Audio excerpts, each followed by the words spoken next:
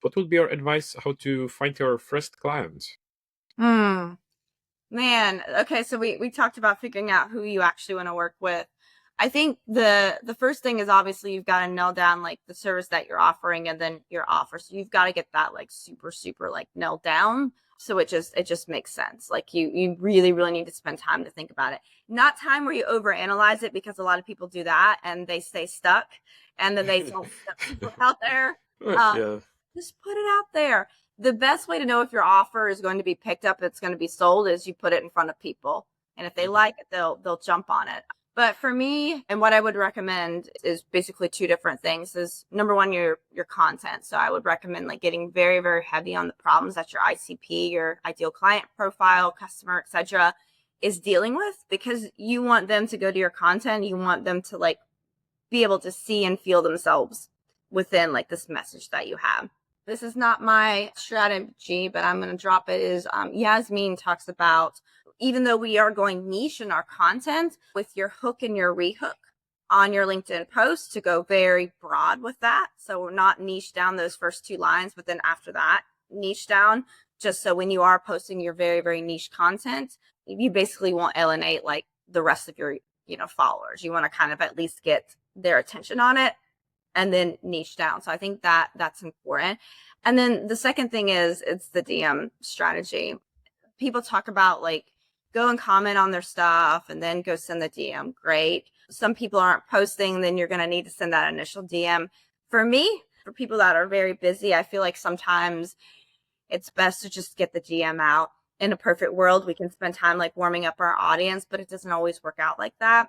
So I always know that the warm people for you to get your offer in front of are those profile viewers, because you're posting great content, your followers, your commenters, those are all like the warm people. And I can guarantee to people that if they've been building content for a while and they've got a strong offer, if they spend, I would say 30 days going out and every day, like messaging the profile views, followers, the commenters, they'll be able to get a client. Like I've seen it on repeat in many different industries. Like you can Yeah. get a client from that. And then the other part of it is what I call like prospecting, which is actually adding like a lot of, not a lot, but cool people to your network. None of that is a pitch first. It's just more of like connecting with them, starting a conversation. Eventually you can maybe move into a business. This is the only one that I don't would never like pitch to automatically. It's just too much for them. I feel the same, and I think sometimes people forget that, for example, when they pitch you, you get similar pitch from many other people. And I know that not everyone is the same, but sometimes it's just annoying if like so many people send it to you all the time, then you are wasting time with messages just to get a pitch after. So I would say I feel like sometimes people don't use common sense, or I don't know how to say it, but sometimes it's just annoying, not going to lie. Yeah, I think when we lead with like money in mind, I feel like it really screws up our potential and our opportunity. A lot of people are on LinkedIn to make money, and that's great. But you've got to build up some type of relationship, some type of thing, so you can almost ask for the opportunity to say, hey, this is what I do and this is how we work together. I think a Mhm. lot of the time too is you have to treat a lot of this like a networking event too.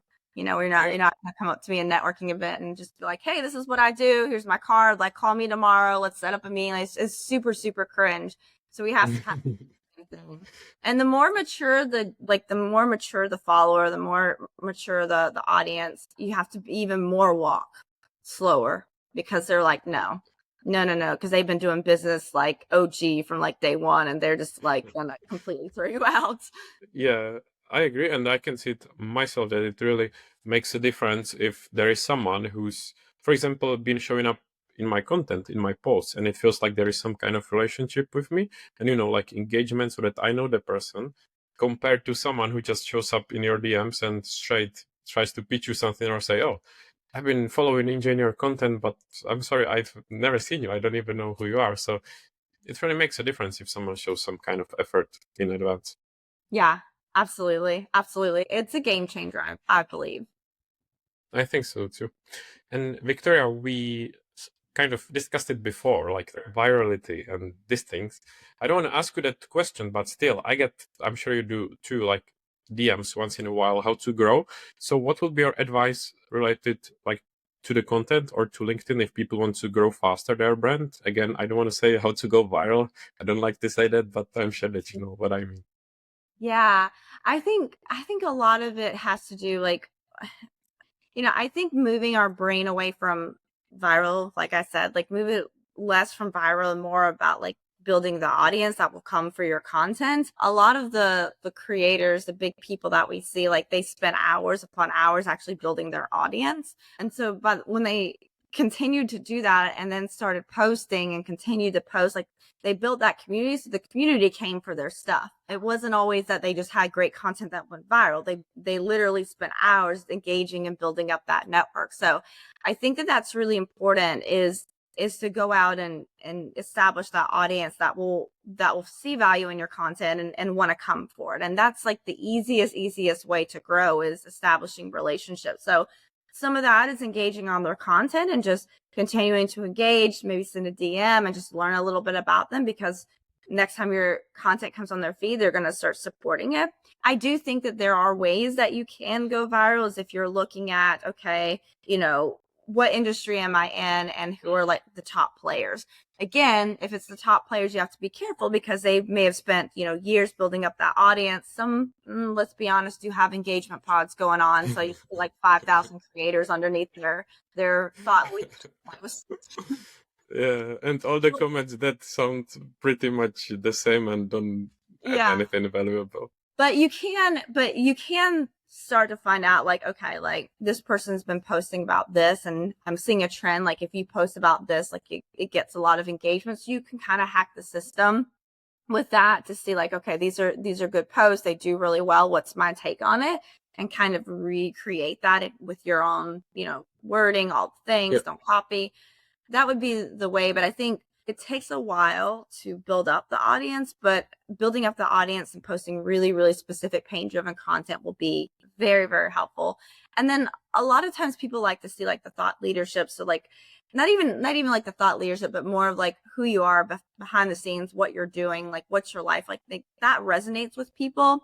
You move beyond like being like a Google, here are my 5 ways of doing X, Y, and Z, and becoming a human and a person that people want to work with. So I look at LinkedIn as a slow drip process. I really do. And then will be people that will be like, I've like mined 500 viral posts, and if you post this, you'll go viral. I mean, fine, but I don't know. But I'm a little, what's the word? A little annoyed with the term viral these days. I'm like, I'm so over it.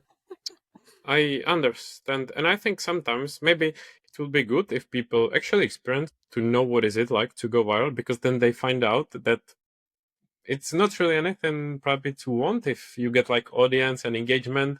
But if those people do not really want to follow you, it's only because of one post. They don't come again. They don't come back. So what's the point of it? Yeah, and it's weird too because like people will go viral and then their next post won't go viral. And they're like, Yeah. viral. Okay, and So recreate it. Yeah, exactly. yeah.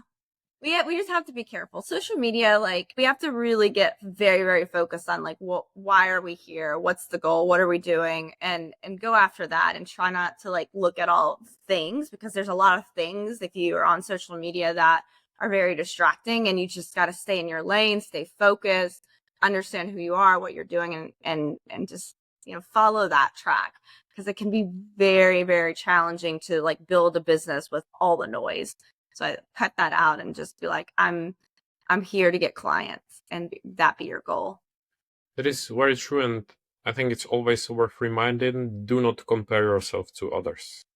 Yeah, exactly. It's good to see it as motivation or inspiration, but it's similar to what we discussed before, that you never see the whole picture, so you don't know what is really going on in the background.